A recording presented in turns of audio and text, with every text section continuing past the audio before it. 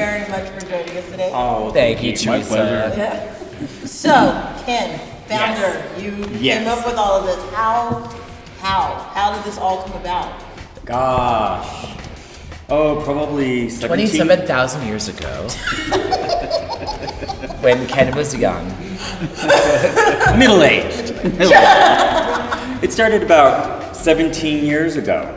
My partner at that time, Matt, who was the co-founder of the Dolls, we had just moved back so he could take care of his parents, and then we were going to move back to New York, where we had been living for 12 years, and we decided to stay, but to spice up Albuquerque, we decided to start the Dolls, and we decided to make it a drag troupe because we like female roles.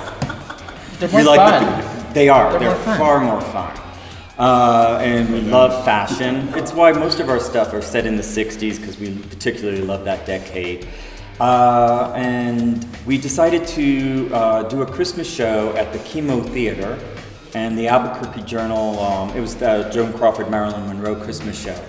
And the Albuquerque Journal thought that was a really cool idea, and they did a big article on us, and thus began the Dolls. So, Brad, how did you get involved with the group? Oh, wow. Probably 5 years ago? 6 years ago? 7 years ago. 7 years ago. I was working at another theater called Soul Arts. I was on the board there, and I was working with AJ, who's one of the members of the Dolls, and we were doing a play called Vampire Lesbians of Sodom, which I was producing, and I was the lead. And right around that time, Matt passed away, and I had been a fan of the Dolls forever. I'd been wanting to do a show, so I found Ken, who I barely knew, and said, "Look, I'm sorry for your loss. I really would like you to come see the show. I'm dedicating it to Matt, the entire run." And so Ken came and saw the show and asked me to be in his next show. And Fell in love with him. Well, I'm kind of awesome.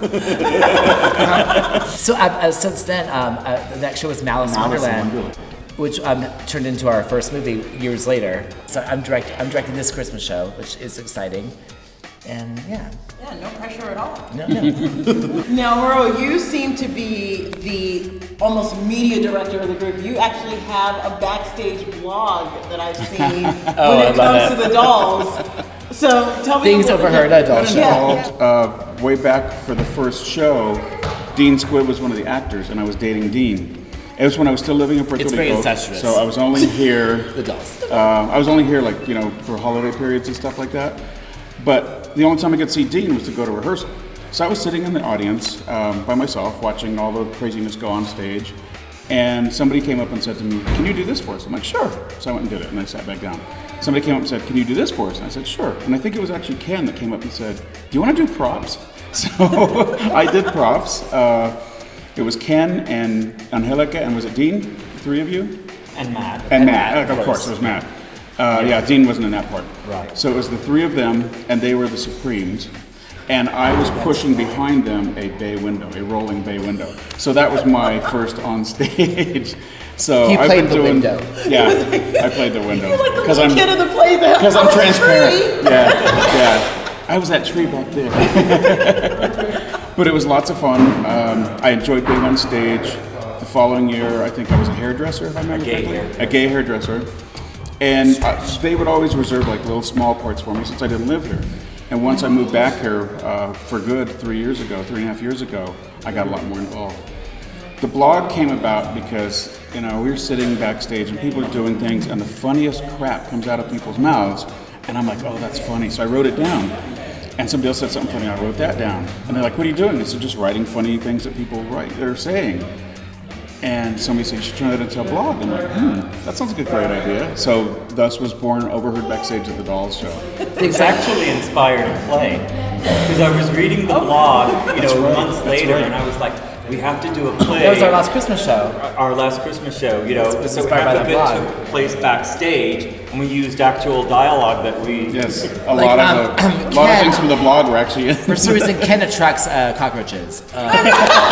there was irresistible to anything. there was one in his wig. There was one in his dress. So I started calling Ken the Roach Whisperer. I was on our stage show. once and I had a big wig and I was like, oh, it feels funny, but you can't do anything when you're on stage. So I took my wig off and there was a roach. Oh, downstairs, we call it the dungeon. So I actually wanted to bring up something that you guys experienced, which I thought led to a real creative process, was your plans to do Agatha Christie's. Ooh.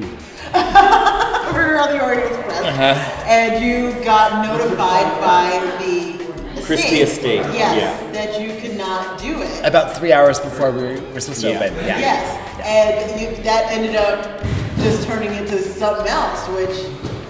Right. Yeah, we never say die. Yeah. We never give up. Yeah, it was kind of heartbreaking because, it was going to be a wonderful show. We had an awesome set at ALT and, 3 hours before, and it was at ALT, they were the ones who wanted us to do Murder on the Orient Express. But which is not a play, so we adapted it. We thought it was public domain. That was not the case. And we made a play that was much more us, and we ended up having... much funnier. Yes. It was much funnier. Much funnier. And so it ended up being a good experience. The tragedy ended up being a really good experience. We took it, we made it more New Mexico-centric, and then myself and Jim Johns took over directing it, and just made it, just a completely different beast than it was. Made it more campy, made it more... just made it more dolls-centric, and it just became... The fun part was, the Tuesday before the show, I got an urgent call from a friend of mine who works at Railrunner and said they're about to send you a cease and desist letter because you're using the name that we own. The Railrunner. And the Railrunner. Oh my goodness. I'm like, oh my God, So, not again. Again, So, yeah. So I called the head of marketing the next day, who I've met before. I worked with him on other stuff, and I said, Jay, look, what do you guys want? And he said, we're just trying to make sure that you're not disparaging the Railrunner name. I'm like, oh no, I built it all up. I said, we're really making it look wonderful. And I said, tell you what, come see the show on Friday night, our opening night, and I'll comp you the seats. So he and my friends that work there as well, all three of them came and they loved it. So fortunately it wasn't a problem. Afterwards, we're standing out in the lobby, greeting the audience like we do after every show. And they just came up and they're like, never mind, it's good. You're good. You guys are fine. I was a little concerned because they said don't use our logo anymore, so we had the Roadrunner logo up there, and somebody slapped the Warner Brothers Roadrunner up there. I was like, oh God, if they call us, I'm gonna jump out. I'm going to cease and desist. But I'm sorry, if we're getting a letter, calls from the Agatha Christie Estate in London saying, we know what you guys are doing, that must mean we're hot shit. It must mean the dolls are doing something. We're international. Yeah. We're, people paying attention. So We're internationally known. So you guys are now getting ready for the Christmas show. Mm-hmm. And just posting it on our wall for New Mexico Entertainment, it really, a lot of people were just like, what is this? Is this a new? Should we put a disclaimer on there? It's not a kid's show. Yeah, no, it's like, if they can't tell that by the title, Right. every doll show is on a kid's show. It's like, Right. Every doll show is on a kid's show. yeah, it's definitely not for, it's not for children. Older folks. Older folks. So tell us a little bit about this new show. I've been a big fan of Russ Meyer for a while, who did Faster Pussycat Kill Kill. I came up just the title, which I thought was cute, was Faster Santa Claus Kill Kill. That we do a spoof of that. But then we realized that we really could not stretch that to be 2 hours long. So Ken decided to do 4 short plays, with Faster Santa Claus being one of them. So it's four short plays, kind of a variety show. There's little musical numbers in between. We actually do have live singing in the show, which we never do. The dolls always lip sync, but we actually have newbie dolls who are beautiful. They're somewhere that actually can sing. So we're utilizing that. And so it's 4 short plays. We have a spoof of Downton Abbey, a spoof of Breaking Bad, which we call Breaking Drag. Which is with Rudolph the Red-Nosed Reindeer. With Rudolph the Red-Nosed Reindeer. You gotta keep the Christmas. Oh, yeah. Then of course we have our Faster Santa Claus Kill, and then we have Sex in the Birthday Christmas, which takes place at Coronado Mall. That closes the whole show. 3 of them are written by Ken. 1 is written by AJ, and it's just a lot of fun. And an interview I just did, they said, well, the dolls seem to be anti-Christmas, and I think that's completely not true. We're totally, we all love Christmas, which is why we do these shows. We just come at it from a different angle.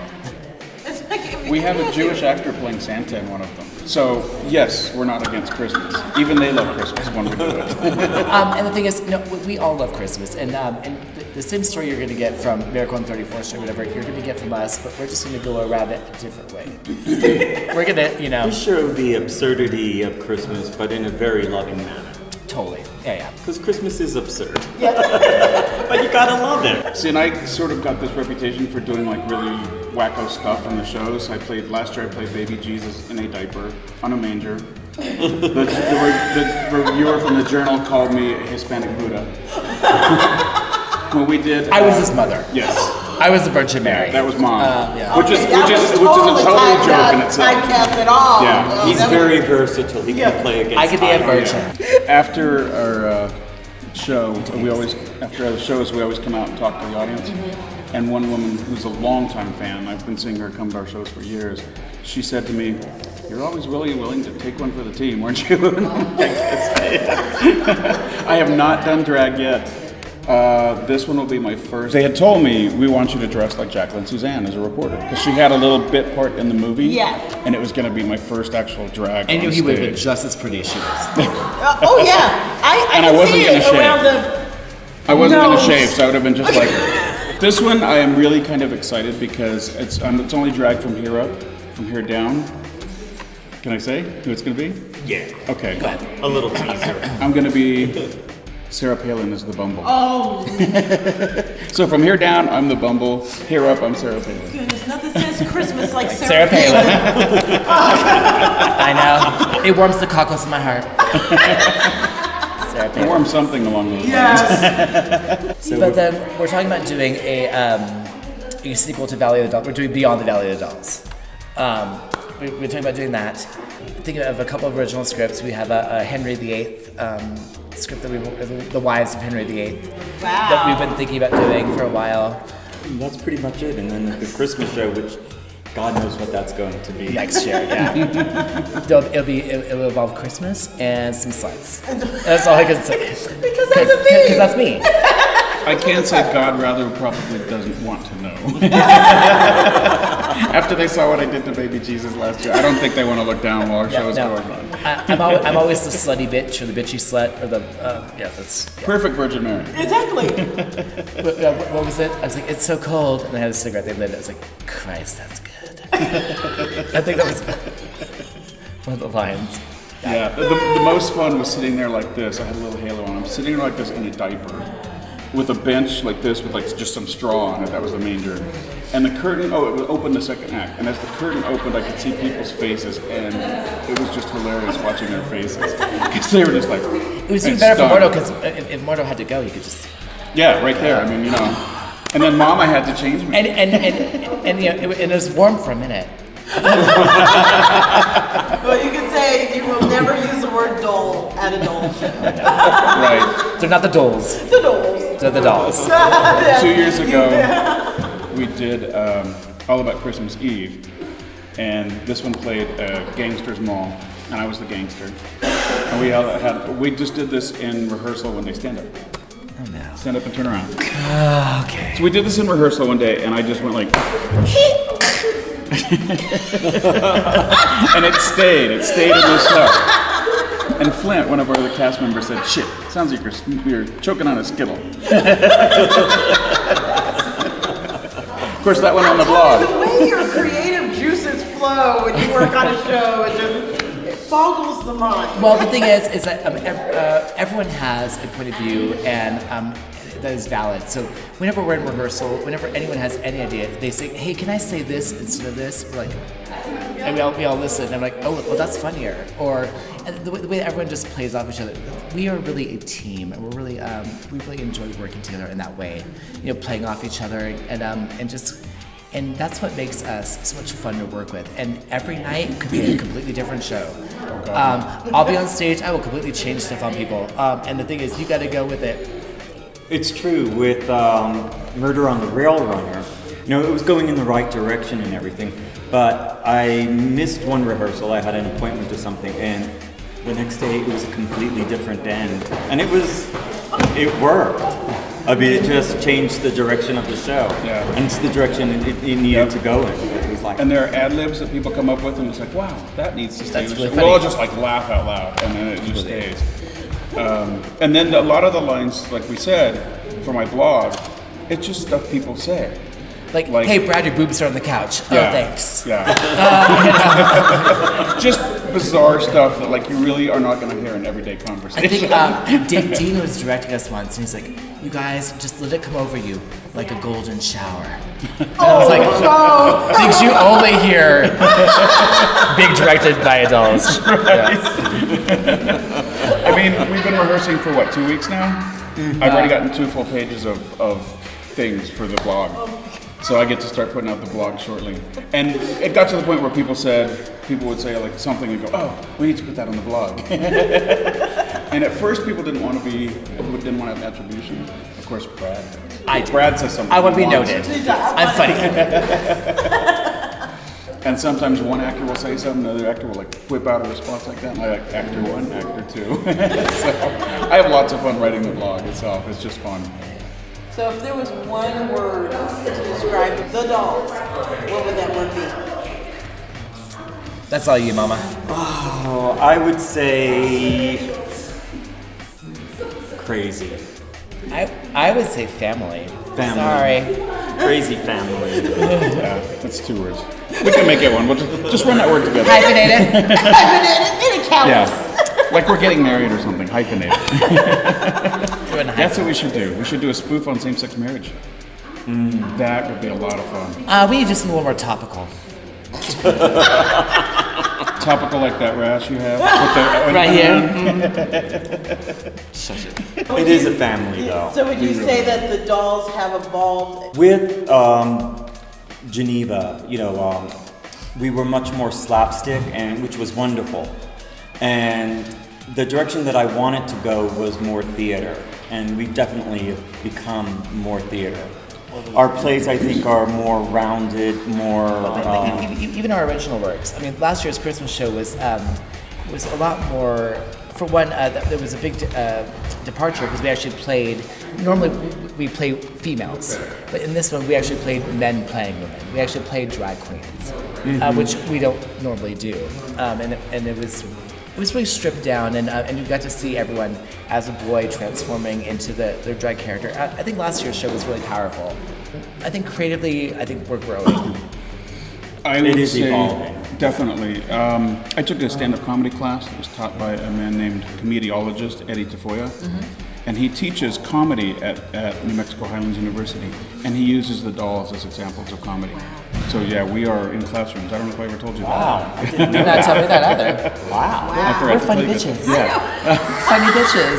everybody has There's your their own- headline. Yeah, funny bitches. Everybody has their own distinct personality, but like they said, we're a family. I love doing this stuff.